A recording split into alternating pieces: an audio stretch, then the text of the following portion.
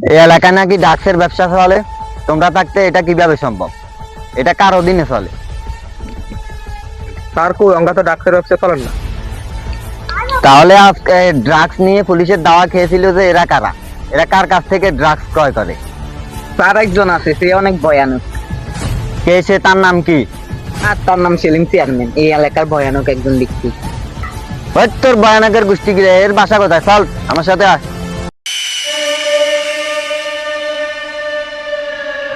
এরা কারা? স্যার এটা তো সেলিম চেয়ারম্যানের লোক।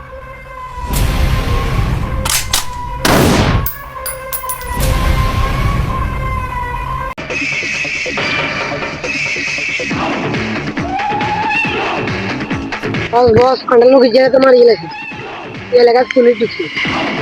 কি? আর এলাকাতে পুলিশ আছে, তোরা কোন দিয়ে আসলি? তোরা কি ইচ্ছত? আর লোক মারি গেছে, হাতে কোন হাতে কত বড় এসআই হয়েছে, হাতে জানে না? এই হাতে কি নতুন আছে নে? তাই চল চল। ওরা আর এলাকাতে আই, ওরা গুন্ডামি করে, কোঙ্গা কোঙ্গাতে মারছে।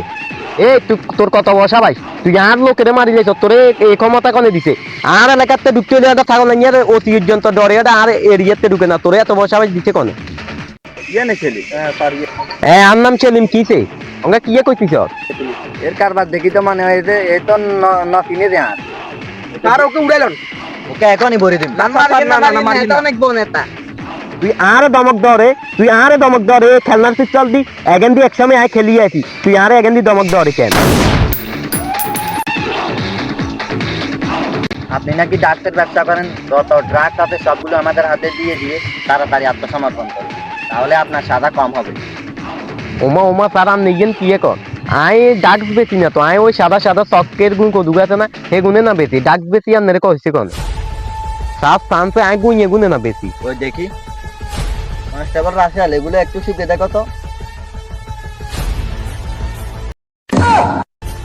এই আতাই শুভ, অ্যারেস্ট দেন।